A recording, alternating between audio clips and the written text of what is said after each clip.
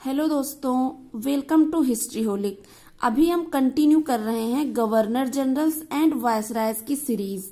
ठीक है, तो हम governor of Bengal, governor general of Bengal, governor general of India, इतने तक हम पिछले वीडियोस में कवर कर चुके हैं। और अभी हमने स्टार्ट किया वायसराय ऑफ इंडिया, जिसमें हमने पिछले के वीडियो में जो स्टार्टिंग वायसराय यानी कि लॉर्ड कैनिंग और इन सब के बारे में देखा। ठीक है, लॉर्ड नॉर्थब्रुक वगैरह, लॉर्ड मेयो वगैरह के बारे में।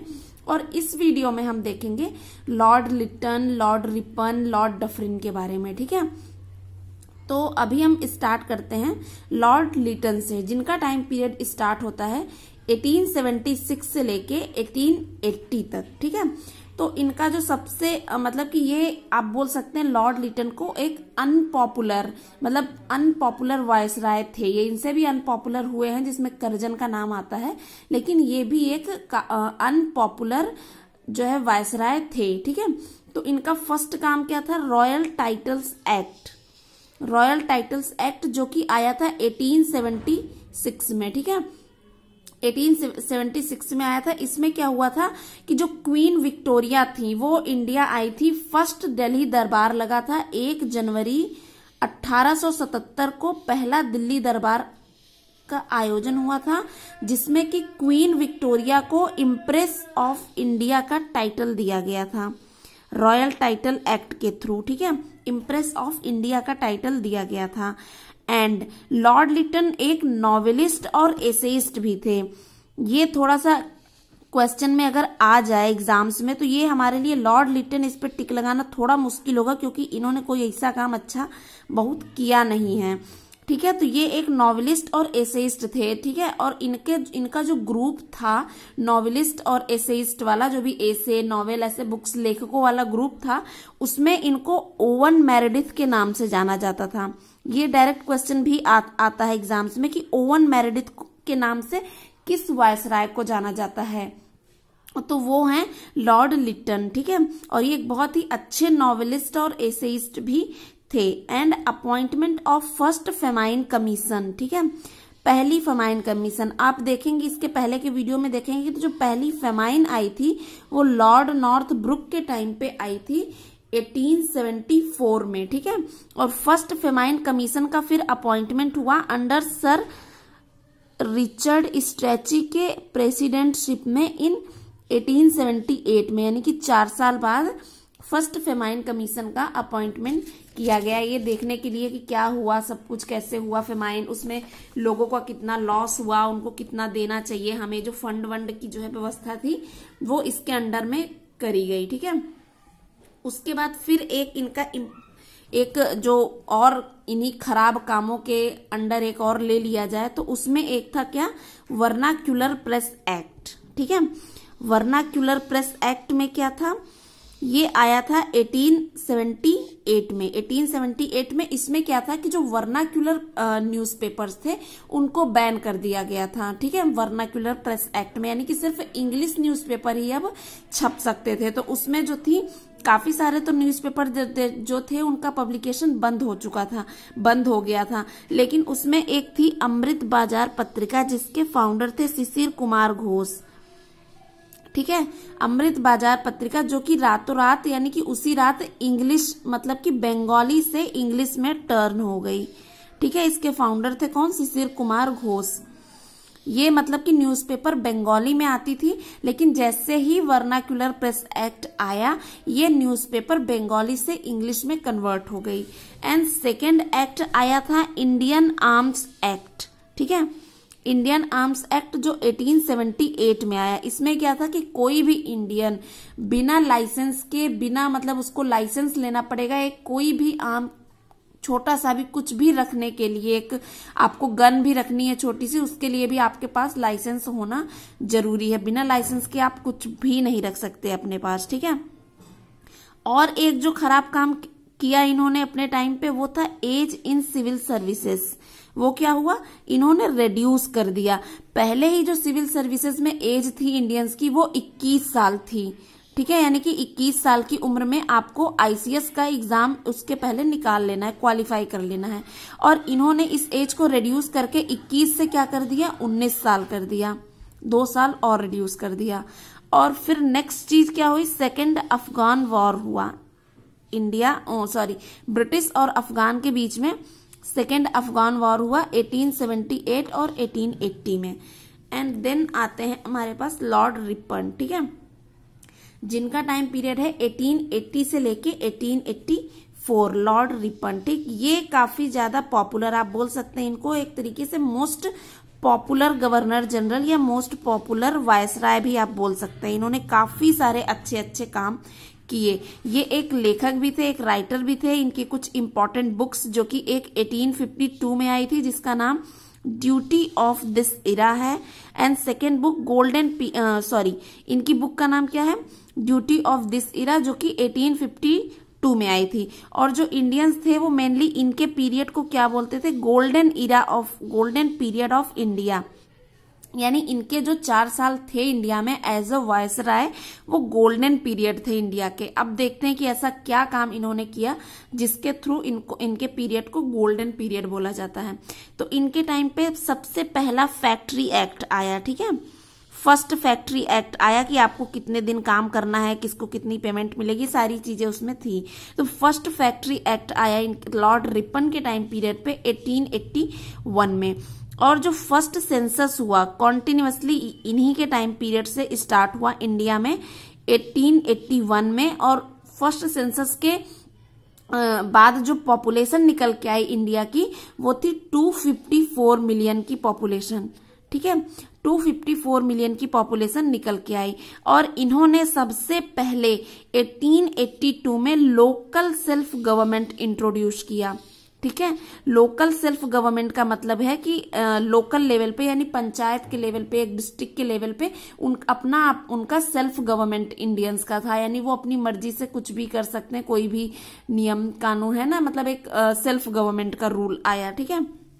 और जो vernacular press act lord Lytton के टाइम पे आया था उसको रिपील कर दिया इन्होंने 1882 में, ठीक है। रिपील का मतलब उस चीज को खत्म कर दिया इन्होंने, लॉर्ड रिपन ने वर्नाक्युलर प्रेस एक्ट को, ठीक है, जो कि लॉर्ड लिटन के टाइम में 1878 में आया था, ठीक है। And appointment of an educational commission, एक एजुकेशनल कमीशन का अपॉइंटमेंट किया इन्होंने अंडर, ये जानना बहुत जरूरी है किसकी प्रेसिडेंटशिप में कौन सी कमीशन या कौन सी कमेटी का अपॉइंटमेंट किया गया, ठीक है। तो एजुकेशन कमीशन किसके अंडर में था, सर विलियम हंटर के अंडर में, ठीक है, जो कि हंटर कमीशन भी बोला जाता है, 1882 में आई थी, ठीक है।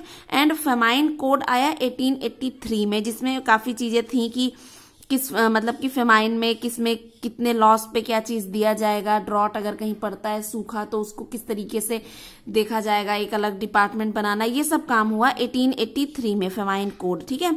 एंड रिटर्न, और इनका एक जो सबसे इंपॉर्टेंट काम था, जो मैसूर स्टेट था, ठीक है, वो इन्होंने उसके जो पुराने राजा थे उनको रिटर्न कर दिया, ठीक है। ये क्वेश्चन भी डायरेक्टली आता है कि कौन से ऐसे वायसराय थे जिन्होंने एक स्टेट यानी मैसूर को उसके पुराने राजा को वापस कर दिया, तो वो कौन थे, लॉर्ड रिपन थे। उसके बाद एक हुई इल्बर्ट बिल कंट्रोवर्सी 1883 में, जिसके बाद फिर इनको ब्रिटेन वापस बुला लिया गया, ठीक है। इल्बर्ट बिल कंट्रोवर्सी, इस कंट्रोवर्सी में क्या था कि इन्होंने एक इल्बर्ट बिल पास कर दिया था जिसमें ये था कि जो इंडियन जज थे वो भी ब्रिटिशर्स का केस हैंडल करेंगे, ठीक है। यानी कि अभी तक क्या होता था कि जो ब्रिटिशर्स के जो केस होते थे, अगर किसी ब्रिटिश अधिकारी किसी के ऊपर भी कोई भी केस चल रहा है तो वो सिर्फ ब्रिटिश जज जो होते थे वही हैंडल करते थे, ठीक है। लेकिन इसमें क्या हुआ इल्बर्ट बिल में कि इन्होंने जो है लॉर्ड रिपन ने सब इंडियन जज को भी ये मतलब कि दे दिया कि नहीं, अच्छा राइट दे दिया कि ये भी अब जो है ब्रिटिशर्स के केस देखेंगे, ठीक है। तो इससे जो ब्रिटिशर्स थे, वाइट पीपल थे यहाँ पे, वो काफी नाराज होते हैं और काफी कंट्रोवर्सी क्रिएट हो जाती है। और जो इनके लोग थे यानी ब्रिटिशर्स जो थे वही इनका जो है काफी ज्यादा बायकॉट करने लग जाते हैं कि नहीं ये ऐसा नहीं चलेगा, ये वो, जाहिर सी बात है उन्हें नहीं पसंद आएगी ये चीज कि इंडियंस उनके केस देखें। तो इसलिए फिर इनको काफी ज्यादा कंट्रोवर्सी क्रिएट हो गई थी, तो फिर इनको वापस बुला लिया जाता है ब्रिटेन और इनका टाइम पीरियड खत्म हो जाता है 1884 में, ठीक है। उसके बाद फिर आते हैं हमारे पास लॉर्ड रिपन के बाद आते हैं लॉर्ड डफरिन। लॉर्ड डफरिन भी एक इम्पॉर्टेंट वायसराय थे, क्योंकि इनका एक सबसे इम्पोर्टेंट काम क्या था, foundation of Indian national Congress. ठीक है, तो चलिए अब हम देखते हैं लॉर्ड डफरिन के बारे में। तो लॉर्ड डफरिन जिनका टाइम पीरियड है 1884 से लेके 1888 तक। ठीक है, एक जो सबसे इंपॉर्टेंट चीज आई वो क्या था, Bengal tenancy act. Tenancy act Dufferin के टाइम पे पास हुआ 1885 में। ठीक है, और पंजाब टीनेंसी एक्ट पास हुआ कब, 1887 में। इन्होंने एक लेडी डफरिन फंड भी चलाया। ठीक है, आप देखेंगे डफरिन हॉस्पिटल आपको बहुत जगह मिल जाएगा, जो कि मेनली लेडीज के लिए होता है, औरतों के लिए होता है। तो इन्होंने लेडीज और मतलब फीमेल की फील्ड में काफी कुछ काम किया। तो इन्होंने लेडी डफरिन फंड भी चलाया 1885 में, और काफी सारे हॉस्पिटल्स भी खोले जो स्पेशली औरतों के लिए थे। ठीक है, इनके टाइम पे थर्ड बर्मीज वॉर हुई। ठीक है, थर्ड बर्मीज वॉर हुई 1885 एंड 1886 में। And one of the most important काम जो इनका था वो था foundation of Indian national Congress. ठीक है, ये पहले था इंडियन नेशनल यूनियन। तो कांग्रेस नाम किसने दिया था, दादा भाई नौरोजी ने। ये क्वेश्चन भी आता है, मतलब जब इसका फाउंडेशन हुआ था तो इसका नाम इंडियन नेशनल यूनियन था, लेकिन फिर दादा भाई नौरोजी ने इसका नाम दिया इंडियन नेशनल कांग्रेस, जिसका फाउंडेशन हुआ 1885 में। ठीक है, और ये इनका सबसे इंपॉर्टेंट काम था लॉर्ड डफरिन का। एंड 1887 में फाउंडेशन हुआ यूनिवर्सिटी ऑफ इलाहाबाद का फाउंडेशन। ठीक है, कब हुआ, 1887 में। ठीक, इसके बाद आते हैं लॉर्ड लैंसडाउन। ठीक है, जिनका टाइम पीरियड है 1888 से लेके 1894 तक। ठीक है, इनका एक इंपॉर्टेंट काम था क्या, डूरंड लाइन। डूरंड लाइन जो इंडिया और अफगानिस्तान के बीच में है। ठीक है, इंडिया और अफगानिस्तान के बीच में इन्होंने डिवाइडर एक लाइन खींचा जिसको बोला गया Durand line. And second factory act आया 1891 में। आपने देखा होगा फर्स्ट फैक्ट्री एक्ट आया 1881 में लॉर्ड रिपन के टाइम पे। ठीक है, एंड सेकेंड फैक्ट्री एक्ट आया लॉर्ड लैंसडाउन के टाइम पे 1891 में। और इन्होंने ही फर्स्ट पहली बार एक दिन का वीकली लीव स्टार्ट किया, यानी कि जो संडे की लीव स्टार्ट हुई वो लॉर्ड लैंसडाउन के टाइम से स्टार्ट हुई। ठीक है, एंड 1892 में इंडियन काउंसिल एक्ट आया। इन एक्ट्स के बारे में हम अलग से एक सेपरेट वीडियो में पढ़ेंगे, जितने भी एक्ट्स आए हैं स्टार्टिंग से लेके रेगुलेटिंग एक्ट से लेके government of India act 1935 and independence of India act 1947 तक का सब कुछ अलग एक वीडियो में पढ़ेंगे। ठीक है, एंड 1893 में बाल गंगाधर तिलक ने गणपति फेस्टिवल स्टार्ट किया। ठीक है, इनके दो फेस्टिवल हिस्ट्री में काफी फेमस है बाल गंगाधर तिलक के। एक तो गणपति फेस्टिवल में, जो कि इन्होंने जब स्टार्ट किया 1893 में गणपति फेस्टिवल, एंड सेकंड इनका शिवाजी फेस्टिवल, जो कि इन्होंने 1895 में स्टार्ट किया था। ठीक है, तो ये दो फेस्टिवल बाल गंगाधर तिलक के काफी ज्यादा फेमस हैं। ठीक है, तो आज के वीडियो में इतना ही। इसके आगे का जो भी है, यानी कि lord Elgin second, lord Curzon, ये सब हम नेक्स्ट वीडियो में कवर करेंगे। ठीक है, तो अगर आपको वीडियो अच्छा लगा हो तो please like, share and subscribe and thank you.